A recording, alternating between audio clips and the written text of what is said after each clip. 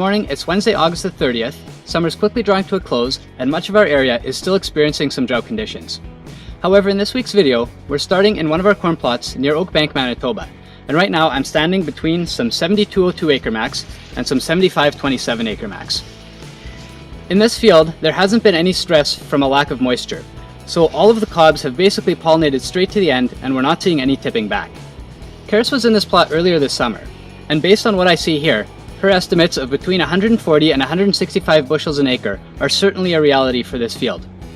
Next, we'll take a look at some of the drier areas and see what the moisture stress has done to the yield potential there. Our next stop is here near Turon, Manitoba, where some varieties like this 39V09 and this 7958 acre max are on track to hit that 140 to 150 bushels an acre mark.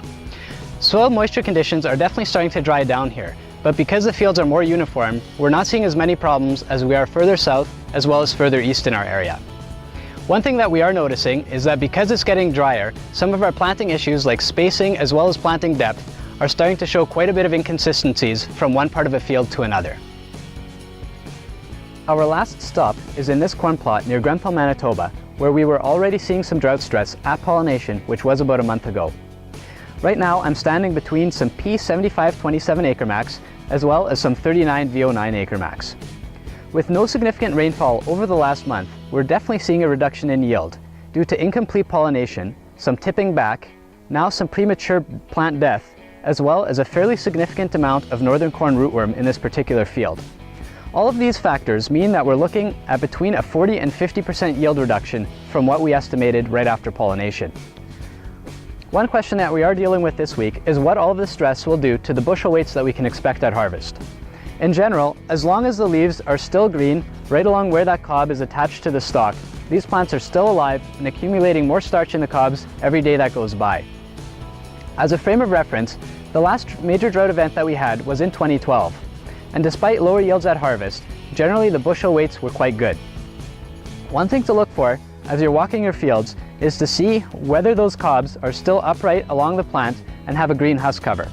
If your plants have died prematurely, generally the cobs will droop and most of the color will be gone from the husks. In these parts of the field, you can expect to see some lower bushel weights. One thing you may want to consider is to come in earlier and forage these parts of the fields, especially if they're the headlands, as you won't be seeing a lot of yields coming off of them. However, if you are going to make that decision, you have to go out and walk those fields this week, because the forage timing will be upon us sooner than later. I'm standing in one of our soybean plots near Kleefeld, Manitoba, where the effects of moisture stress and insect pressure are setting in. These soybeans are showing premature signs of color changing in both the leaves and the pods. Once the pods begin to change color, the seed filling stage is complete. Soybean yield estimates are difficult in these situations because seed size and seeds per pod are two significant factors in the calculation, and we've been observing dramatic variability as well as uncertainty with these numbers. Overall, we are expecting a reduced yield from last year, taking into consideration the above average crops in 2016, as well as this year's harsh conditions.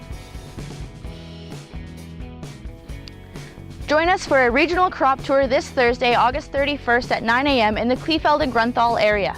We look forward to discussing silage, grain corn, and soybeans.